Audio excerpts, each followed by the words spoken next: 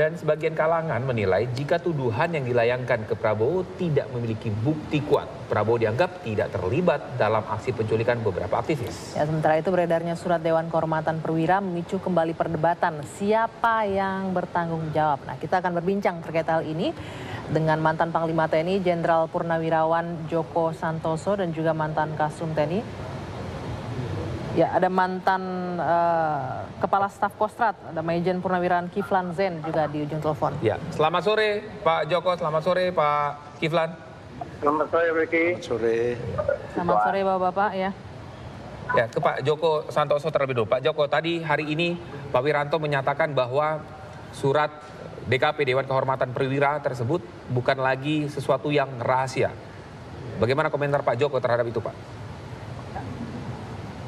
Jadi menurut pendapat saya sudah membaca penjelasan Pak Wiranto. Saya kira sudah selayaknya, sudah sepantasnya dalam polemik saat ini Pak Wiranto sebagai Panglima TNI saat itu dan sebagai orang yang bertanggung jawab terhadap keamanan nasional memberi penjelasan kepada publik. Dan saya sependapat dengan Pak Wiranto bahwa hal ini serahkan saja kepada publik. Karena apa? Menurut pendapat saya bahwa di negara yang sudah 68 tahun merdeka ini sudah punya sistem yang baku, baik sistem hukum, sistem politik, dan lain-lain.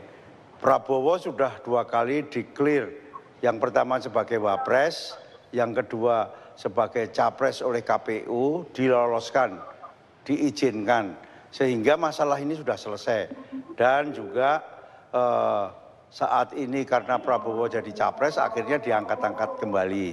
Sebaiknya dalam demokrasi jangan sampai kita memperuncing sesuatu sehingga rakyat terpecah belah, persahabatan dan kekeluargaan kita menjadi renggang karena masalah yang sudah saya kira tahun 99-98 ini sudah tidak menjadi rahasia publik lagi.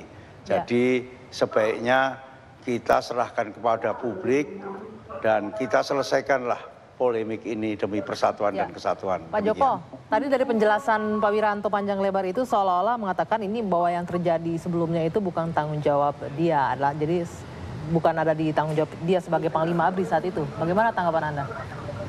Ya, setahu saya waktu itu saya memang masih Komandan Korem tahun 97-98 itu di Yogyakarta. Jadi setahu saya waktu itu panglimanya Bapak Wiranto.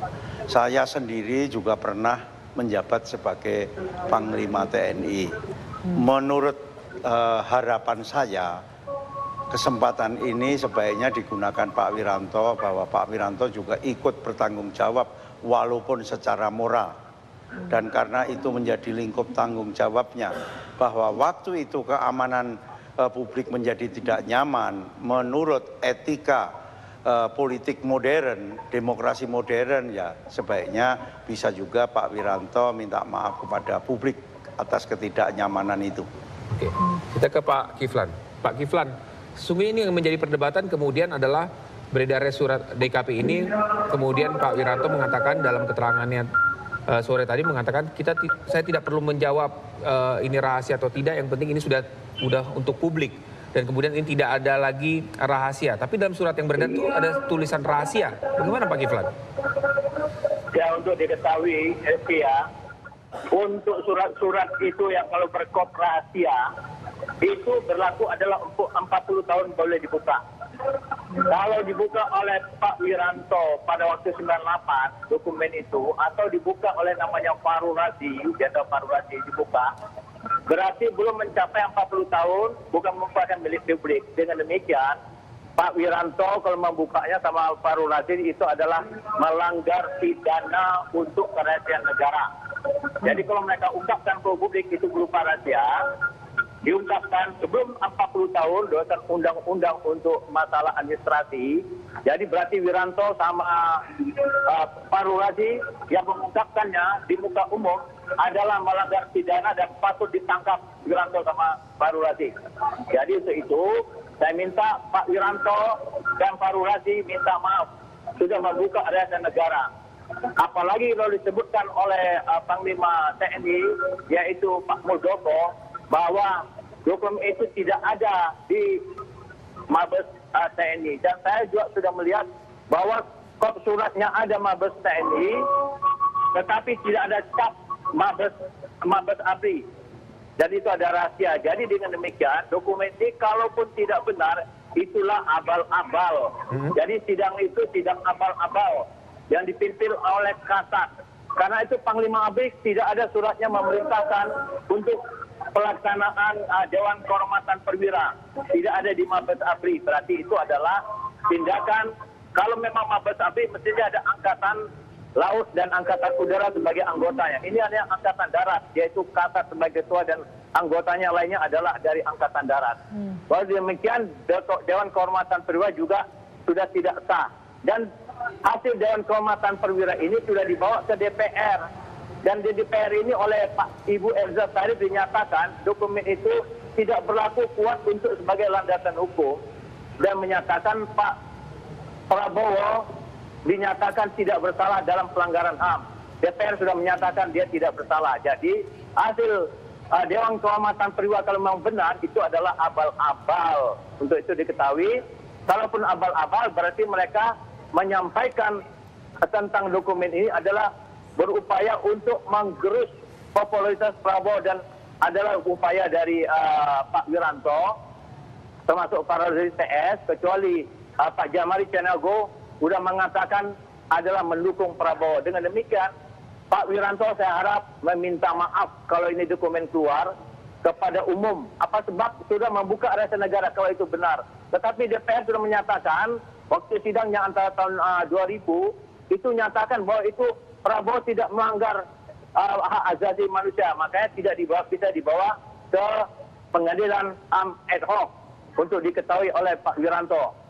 Untuk itu diketahui Pak Wiranto, Anda sudah bertemu dengan Prabowo sebelum mendukung Ibu Jokowi, yaitu kira-kira tanggal bulan Maret, bahwa sudah bertemu dengan Prabowo bahwa Anda akan mendukung Prabowo sebagai capres. Dan Prabowo sudah menyatakan tidak akan mengungkit-ungkit masalah tahun 98 dan tidak akan melakukan tindak-tindak apapun kalau beliau menjadi presiden. Jadi dengan demikian, Anda tadinya sudah mendukung Prabowo berbalik arah. Ada apa? Itu yang saya sangat sesalkan. Terima kasih. Baik, Pak Kiflan dan juga Pak Joko Santoso, kita akan jeda dulu sejenak. Kita akan kembali lagi dalam perbincangan yang usai jeda pariwara berikut ini. Disampaikan oleh Jenderal Purnawirawan Wiranto terkait dengan pemecatan yang katanya di dalam DKP itu soal pemecatan Prabowo Subianto. Nah, kita tanyakan langsung ke Pak Kiflan Zen. Pak Kiflan, terkait dengan pemecatan apa yang disampaikan oleh Pak Wiranto tadi, apa komentar Anda, Pak? Pak Wiranto, saya sangat menyesalkan pernyataan Anda. Tapi saya juga senang, rupanya Anda menyatakan hasil keputusan Dewan Kehormatan Perwira itu bukan dipecat, tapi diberhentikan. Anda tidak gentleman. Kalau memang dia dipecat, saya akan dipecat dong. Ya, jadi ini kelihatan Wiranto nggak benar nih. Anda nyatakan tadi saya dengar bahwa dia diberhentikan, tidak nyatakan beri norma atau tidak hormat. Dan kemudian untuk hasil sidang DKP tadi yang sudah dikeluarkan, sudah menyatakan dia menculik. Bagaimana? Itu kan ada rencana operasi waspada ditangan oleh Pak Tanjung mengamankan sidang pemilu 97 dan November 98. Ingat enggak? Itu berlaku 90 hari. Ya, jadi dengan demikian, Prabowo waktu melaksanakan itu adalah atas dasar rencana operasi. Kalau rencana operasi dilakukan, adalah Prabowo bertanggung jawab karena ada rencana operasi. Karena Kopassus berada langsung di bawah Panglima ABRI, dia melaksanakan operasi mengamankan.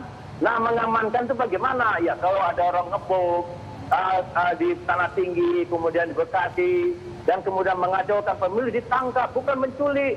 Terminologi menculik itu kan terminologi dari ormas, terminologi dari LSM yang menekan ABRI.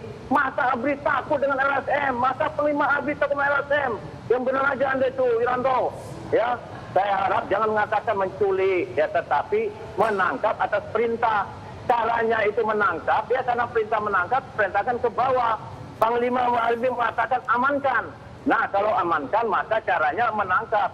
Samalah kalau Anda memang panglima perang, kalau menyerang sasaran, perintah dari presiden, serang itu sasaran, rebut sasaran. Nah, pelaksananya bukan hanya serang disebut sasaran, tapi pakailah sayap kanan, sayap kiri, pakai senjata, pakai meriam. Itu adalah perintah pelaksanaan. Begitu Prabowo mengatakan perintah dari Tanjung supaya amankan pemilu 97 dan sidang MPR, cara mengamankan, orang menggom ditangkap, bukan diculik. Jadi dengan demikian terminologi diculik, terminologi SM dan ada lagi ormas yang Anda sebagai Panglima ABRI pada tahun 98 termasuk Jenderal Farah Razi dan jenderal yang lain yang melakukan kehormatan militer itu berarti mengikuti irama, mengikuti gendangnya para ormas dan LSM. Alangkah naifnya seorang jenderal takut dengan LSM. Jadi menyatakan Prabowo menculik. Bukan menculik, menangkap. Itu aja untuk diketahui oleh Wiranto. Dan ingat, Anda itu menjadi Panglima ABRI karena saran dari Prabowo. Ketika di Timur Timur tahun 98, tahun 99, bulan Januari menyampaikan kepada saya untuk Anda itu menjadi ajudan. Saya yang mengajukan kepada Majelis Angkatan Darat dan surat itu saya katakan Mbak Titi dan sampaikan Pak Arto supaya Wiranto diangkat menjadi ajudan. Dan Anda datang di meja saya ketika itu perintah pelaksanaan dan Anda ucapkan terima kasih Anda menjadi ajudan. Dan Anda menjadi ajudan dari sana, langsung Anda menjadi Kasdam, menjadi Pangdam 5, Panglima Jaya, kemudian menjadi Pangkor, menjadi Pangap. Kan ada andil dari Prabowo dan ada andil para saya untuk Anda menjadi Jenderal Bintang 4. Untuk diketahui, jangan lagi Anda memusuhi ataupun insinuasi terhadap calon presiden yang sudah disahkan oleh KPU. Dan sudah akan disahkan tidak ada kesalahannya oleh DPR. Tidak ada kesalahan, makanya dia diterima sebagai calon. Untuk itu Pak Wiranto, kakak saya di dalam kelas, jangan lagi menyerang Prabowo dari segala hak apapun di hak asasi manusia. Karena DPR menyatakan Prabowo tidak bersalah. Walaupun ada Dewan Kehormatan Militer yang dibentuk oleh Anda, yang juga tidak ada buktinya di Mabes ABRI, kalau benar Anda keluarkan, dan itu kemudian Anda nyatakan belum 40 tahun adalah melanggar undang-undang tentang arsip nasional kerahasiaan negara. Kalau dengan demikian, tanggung risiko bahwa Anda bersalah melakukan tindak pidana, melaporkan, membuat pengumumkan kepada publik bahwa itu rahasia negara diumumkan ke tempat umum. Berarti menyalahi, melakukan tindak pidana untuk mengeluarkan rahasia negara. Ya, baik. Saya mau ke Pak Joko Santoso. Pak Joko, bagaimana tanggapan Anda dengan pernyataan Pak Wiranto mengenai pemberhentian itu diberhentikan, entah itu dengan hormat atau dengan tidak hormat, jangan dipersalahkan? Ya, saya berharap kepada para purnawirawan TNI itu bahwa permasalahan ini, polemik ini nggak usah diperpanjang, serahkan aja kepada publik. Ya, sepengetahuan saya, kita dulu di Akademi Militer untuk membina jiwa korsa persatuan-kesatuan itu pada suatu saat kalau ada untuk menjaga persatuan kesatuan bahwa kita pun yang nggak salah pun harus menanggung. Itulah untuk menumbuhkan kesetiakawanan.